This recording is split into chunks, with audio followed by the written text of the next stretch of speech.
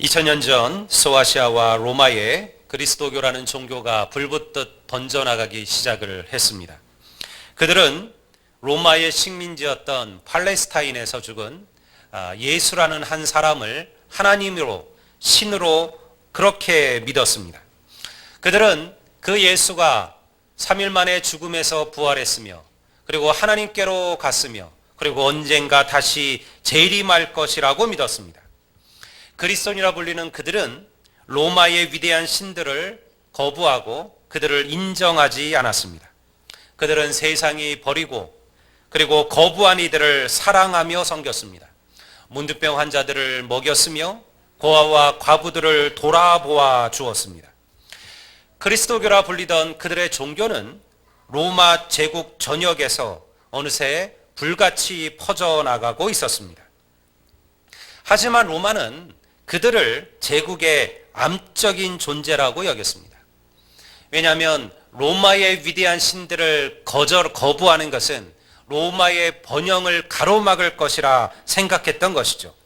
그리고 로마가 지배하는 그 세상 세계 곳곳에서 기독교인들에 대한 극심한 박해가 시작되기 시작했습니다. 히브리서 11장은 당시 그리스도인의 박해에 대해서 이렇게 설명하고 있습니다. 우리가 36절, 38절을 보면요, 이렇게 기록되어져 있습니다. 또 어떤 이들은 조롱과 채찍칠 뿐 아니라 결박과 옥에 갇히는 시련을 받았으며 돌로 치는 격과 톱으로 켜는 것과 시험과 칼로 죽임을 당하고 양과 염소의 가죽을 입고 유리하여 궁핍과 환난을 받았으니 그들이 광야와 산과 동굴과 토굴에 유리하였더라.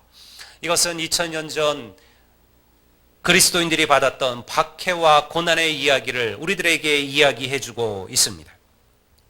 어떻게 그리스도인들은 이러한 절망과 두려움 속에서도 하나님을 붙들고 믿음으로 살아갈 수가 있었을까요? 무엇이 그들로 하여금 사나운 맹수와 검투사의 칼날 앞에서도 웃으면서 주님을 찬양하며 죽음을 맞이할 수 있도록 만들었을까요? 그리고 이 말씀은 2000년이 지난 오늘 이 시대를 살아가는 우리들에게는 무슨 의미가 있을까요? 이것이 오늘 제가 여러분과 함께 나누고자 하는 이야기입니다. 어린 시절 제가 교회에서 가장 많이 들었던 설교는 우리의 죄악됨과 그리고 그런 죄인을 사랑하시는 하나님의 사랑에 대한 메시지였습니다. 성도들은 하나같이 자신의 그 죄악됨과 연약함에 대하여 가슴을 치는 통의 시간을 가지고 눈물을 흘리고는 했습니다. 하나님께서 그러한 죄인들을 얼마나 사랑하시는지, 그리고 우리들을 위하여 어떠한 일을 행하셨는지 그 말씀 앞에 그들의 가슴을 찢었습니다. 성도들은 말씀들을 듣고 통회하고 그리고 회개와 구원의 감격을 누렸습니다. 하나님의 그 풍성한 사랑이 무엇인지를 매 순간 알아가며 살았습니다. 그런데 오늘날 교회에서 바로 이 자신의 죄악됨과 이 연약함을 고백하는 성도들이 점점 줄어들어가고 있습니다. 왜 그럴까요? 과연 우리가 그때 성도들보다 도덕적으로, 윤리적으로 혹은 신앙적으로 더 높은 자리에 서 있는 그런 이들이기 때문일까요? 그렇지는 않은 것 같아요. 이유는요, 우리 스스로 우리의 연약함과 죄악됨을 인정하지 않기 때문에 그렇습니다.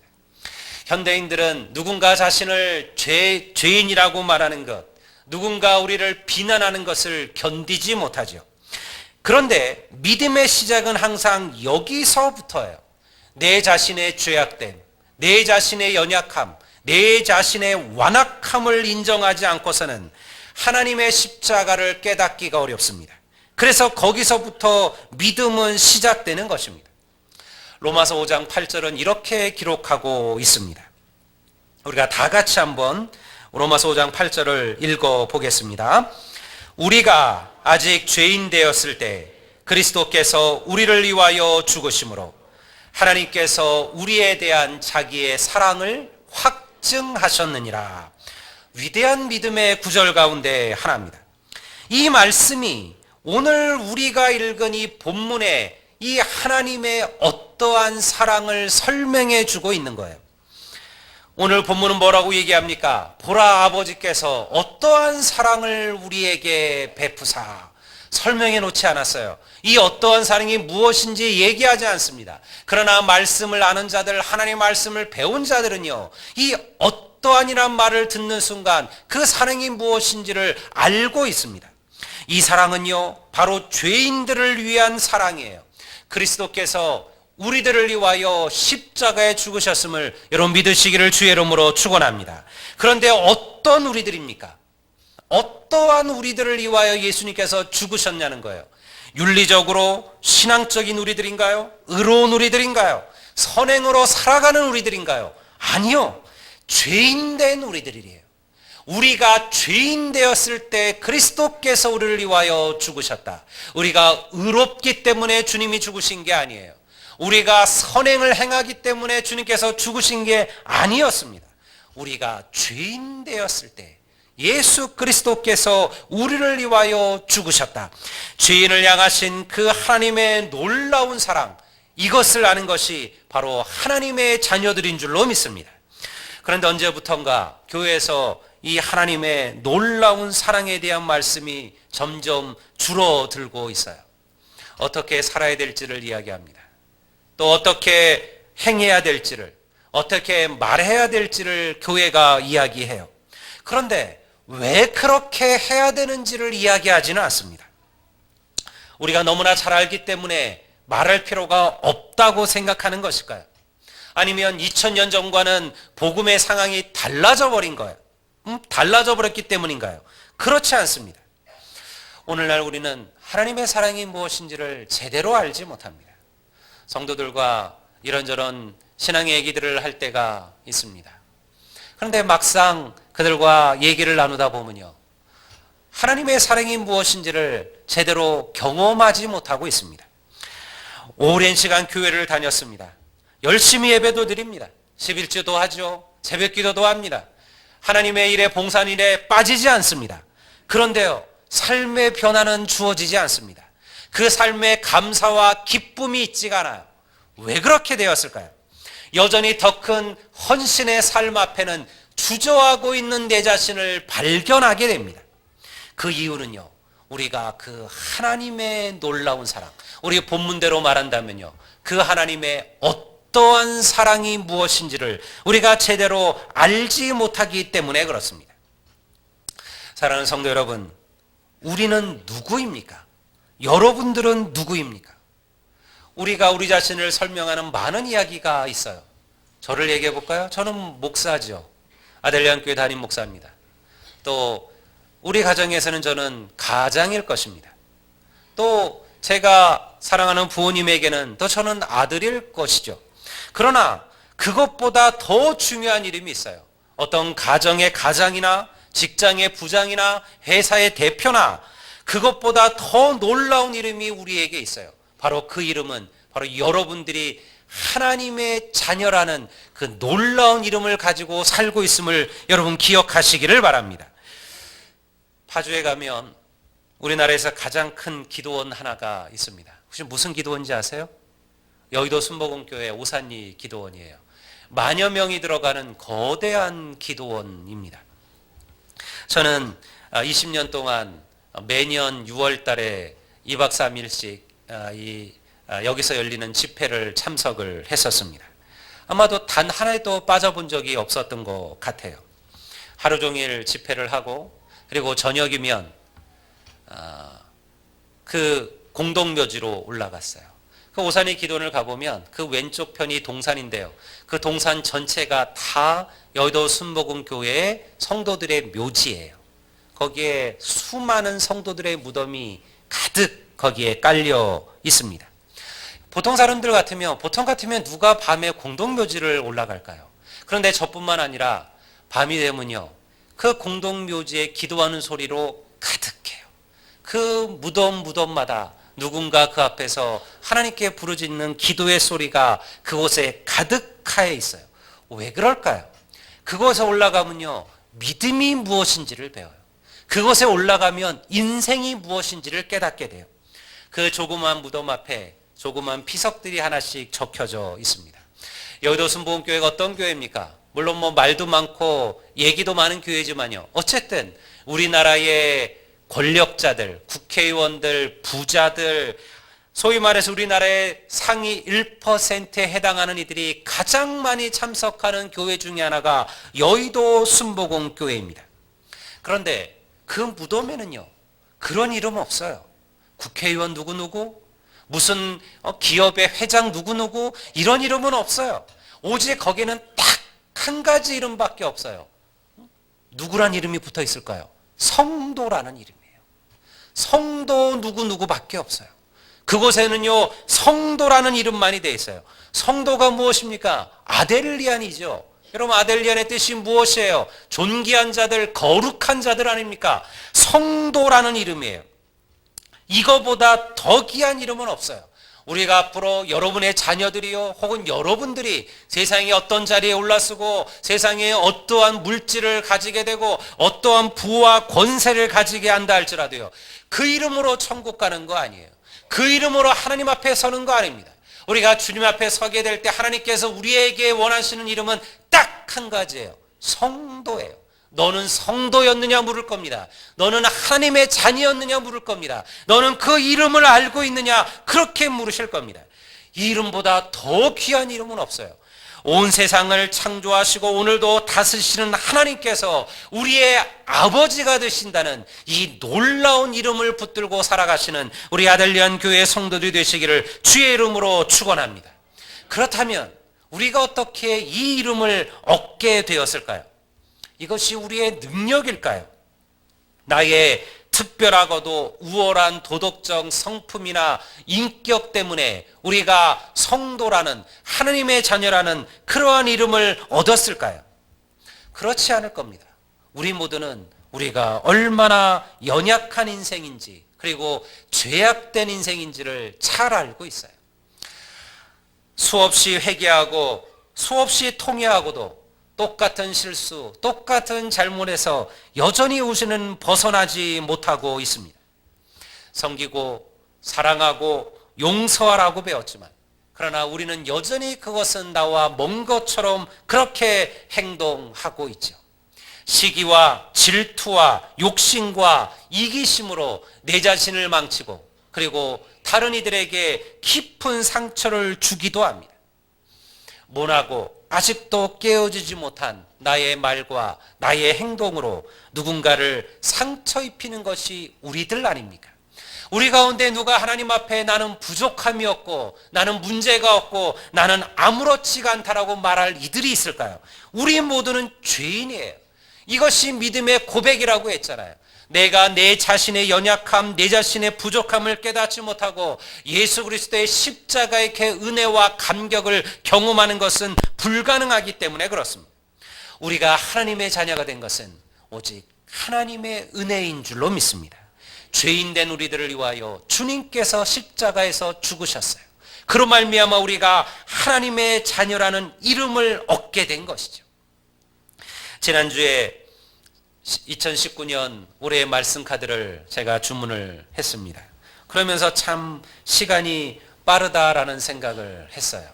제가 보니까 이번 주가 제가 온 지 딱 이제 2년이 되는 주가 되었습니다. 2016년 12월 둘째 주에 제가 부임을 해서 이제 정확하게 2년이라는 시간이 흘러갔습니다. 여러분들 부족한 목사 사시느라고 수고들을 하셨습니다. 저도 생각을 못했어요. 내 평생에 제가 광주 시민으로 살아갈 줄은 정말 생각도 못했어요. 제가 얘기 드렸지만 두산 베어즈를 버리고 기아로 갈아탈 줄도 생각도 못했어요. 하나님께서 많은 걱정과 근심들을 처음에는 제게도 주셨죠. 제가 잘 감당할 수 있을지, 그리고 이 광주라는 곳에서 잘 살 수 있을지, 또 두고 많은 부모님들은 어떻게 할지 염려도 했어요. 그런데 여러분, 그것이 다 기우였어요. 염려였어요. 하나님께서 그 2년 동안 여러분들 많은 것으로 이미 더 놀라운 것으로 내게 부으신 줄로 믿습니다. 여러분도 마찬가지 아닙니까? 여러분의 인생을 돌아보십시오. 지금 돌아보면 물론 시련도 많았지요. 환난도 많았지요. 어려움도 많았을 겁니다. 눈물도 있었겠죠. 왜 없었겠습니까? 그러나 오늘 여러분들은 이 자리에 앉아 있습니다. 여러분 오늘 하나님께서 여기까지 우리의 생명을 지키시고 도우신 줄로 믿습니다. 하나님의 은혜죠.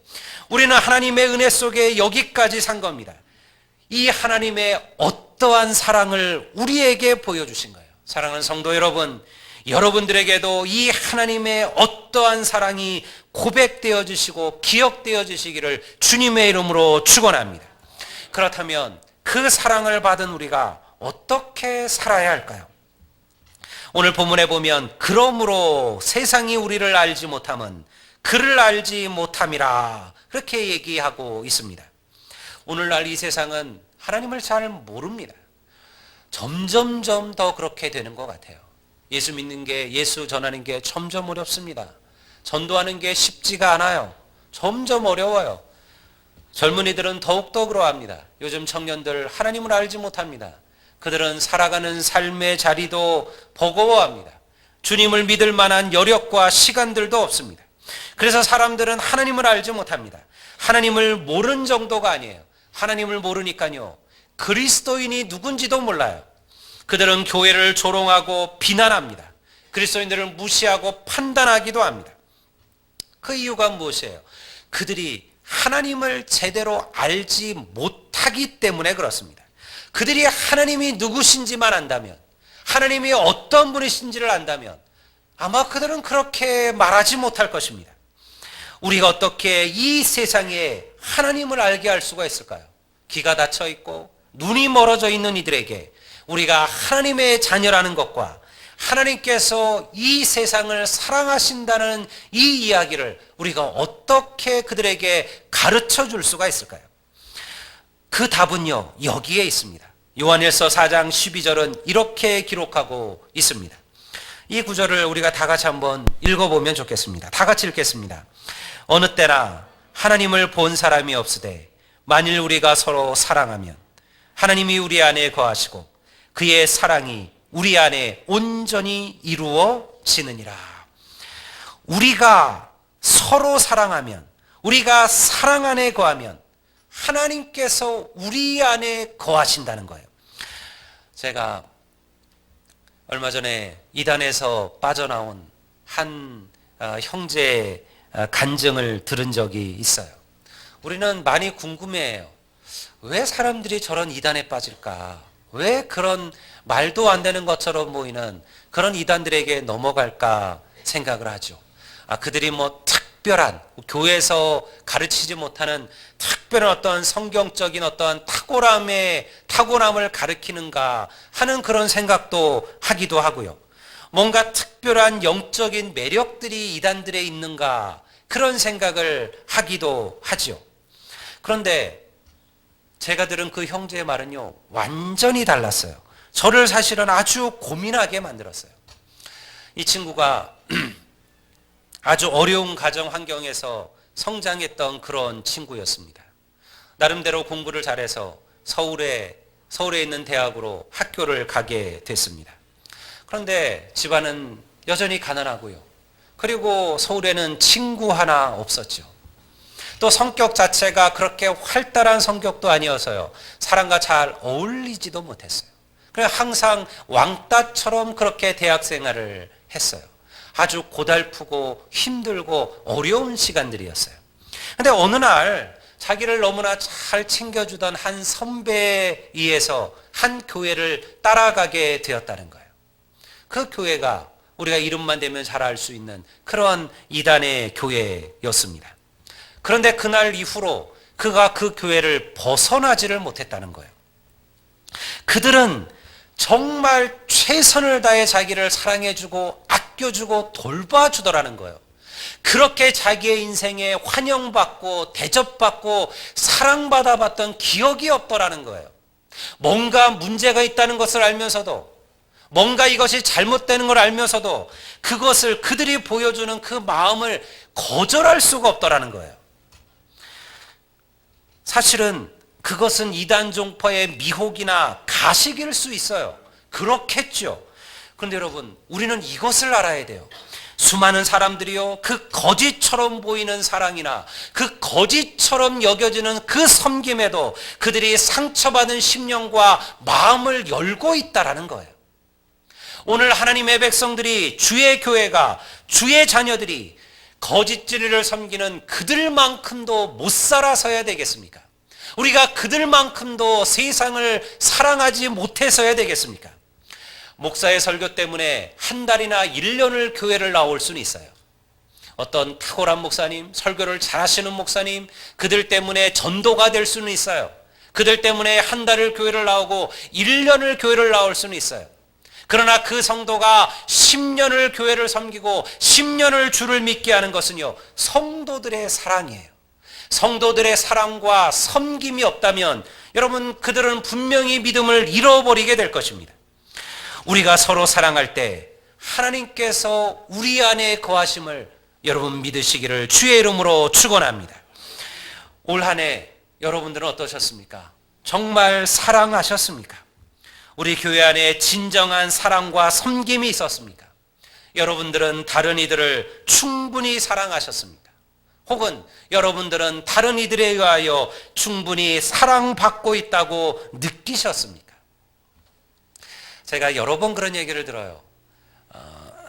우리 교회는 인사를 아직도 안 하는 사람들이 많다. 보고도 그냥 지나가는 사람들이 있다. 근데 저는 이해는 돼요. 우리 한국 문화는 말을 잘 섞어보지 않은 이들에게 이게 쉽게 인사하는 게 익숙하지가 않아요. 제가 미국에 뭐 한 1년 잠깐 이제 위탁 때문에 있으면서 제가 그 받았던 감동이 하나가 있었어요. 그게 뭐냐면 미국 사람들이 너무 인사를 잘해요. 처음 보는 사람한테도요, 그냥 다 하이하고 지나가요. 이렇게 길을 가다 보면 눈만 마주치면 늘씬한 미국의 아가씨들이요, 그냥 저를 보고도 쌩긋 웃으면서 하이하고 지나가요. 뭐 아무나 상관없어요. 저에게 반한 것도 아니고 그게 문화예요. 그냥 눈이 마주치면 웃어주고 인사해요. 근데 그것이 너무 좋아요. 우리는 좀 안 그러잖아요. 저는 가끔 마트라든가 이런 데 대형마트 갔다가 놀랄 때가 있어요. 퍽퍽 치고 가요. 뒤에서 와가지고 막 손으로 막 옆으로 밀어 제끼고 막 지나가는 분들이 많아요. 그러면서도요, 한마디도 안 해요. 미안하다는 말도 없고 길을 비켜달라는 얘기도 없어요. 제가 처음 한국에 들어와서 내가 그래도 목사인데 나도 좀 저렇게 사람들을 좀 저렇게 대해야 되겠다, 이런 마음이 들었어요. 엘리베이터를 탔는데요, 탈 때는 저 혼자였는데 올라가는데 어디가 쓰더니 문이 착 열리면서 어떤 아가씨가 타는 거예요. 그래서 제가 씩 웃으면서 안녕하세요 그랬어요. 아주 그때부터 그 삭막함, 이 여자가 어떻게 할 줄을 모르는 거예요. 그럼 마치 제가 무슨 이게 희롱하는 것 같기도, 아닌데 저는 그냥, 여러분 얼마나 우리가 엘리베이터 타면 정말, 여러분 다 아시죠? 엘리베이터 타면요, 그냥 다 뭐 하고 있어요? 숫자 세고 있어요. 1층, 2층, 이것만 보고 있어요. 누구 하나 얼굴 보는 사람도 없고 얘기하는 사람도 없어요. 이게 우리의 문화예요. 그게 익숙하지 않아. 저도 알고 있어요. 그러나 교회는 좀 달라야 되지 않겠습니까? 우리가 그래도 교회에서 만난다면 예수 그리스도의 피로 묶여진 하나님의 가족들이 만난 거 아니겠습니까? 제가 한번 얘기했어요. 인사는 누가 하는 거라고요? 나이 어린 사람이 먼저 하는 건가요? 아니요. 먼저 본 사람이 하는 겁니다. 그것만 잊지 않으시면 됩니다. 내가 나이 들었으니까 너희들이 왜 내게 와서 인사 안 하느라고 말하지 마십시오. 여러분, 먼저 보셨다면 먼저 인사해 주십시오. 주일학교 아이들을 보셨으면, 중고등부 아이들을 보셨으면 인사해 주십시오. 너희들 참 잘 왔다 얘기해 주십시오. 너희들 참 어려운데 예수님 잘 믿는구나, 여러분 칭찬해 주십시오. 격려해 주십시오. 그게 사랑 아니겠습니까? 대단한 사랑을 이야기하는 거 아닙니다. 우리가 서로를 보고 웃어줄 줄 알고, 서로를 보고 여러분들 따뜻한 말 한마디를 던져줄 수 있다면 그것이 사랑이 시작되는 거예요. 우리가 서로 사랑할 때 하나님이 우리와 함께 계시는 거예요. 우리가 서로 사랑하면요, 세상이 하나님을 보는 거예요. 예배를 통해서 우리가 기도할 때 헌금한다고 세상이 하나님을 만나는 게 아니에요. 우리가 서로 사랑한다면, 오늘 우리가 나누었던 것처럼 교회가 우리가 넉넉해서 구제헌금을 하는 게 아닙니다. 돈이라는 것은 얼마든지 쓸 때가 있죠. 우리가 다른 곳에 더 투자할 수 있고 다른 곳에 더 나눌 수 있습니다. 성도들의 필요한 부분들을 더 할 수 있습니다. 그 돈이면 우리 성도들 다 함께 어디 여행 갔다 올 수도 있을 겁니다. 그러나 그것보다도 더 중요한 것이 있기 때문에 그렇습니다. 그게 바로 섬김과 사랑이에요. 이 작은 것들이 세상을 위해서 쓰여질 때 세상이 알게 되는 거예요. 하나님께서 살아계시다는 것과, 그리고 하나님께서 우리 가운데 역사하신다는 것을 깨닫게 되는 것이죠. 사랑하는 성도 여러분, 이 하나님의 놀라운 사랑들을 깨달아 알고 맛보아 알기를 주의 이름으로 축원합니다. 여러분 안에 하나님께서 우리를 사랑하셨듯이 죄인된 우리를 사랑하셔서 오늘 우리에게 하나님의 자녀라는 이 놀라운 이름을 부어주신 것처럼, 오늘 우리 교회 2019년은 사랑함으로써 세상에 하나님의 이름을 전하고 하나님의 살아계심을 전하는 아름다운 역사가 우리들 가운데 나타나게 되시기를 주의 이름으로 간절히 축원드립니다. 우리 다 같이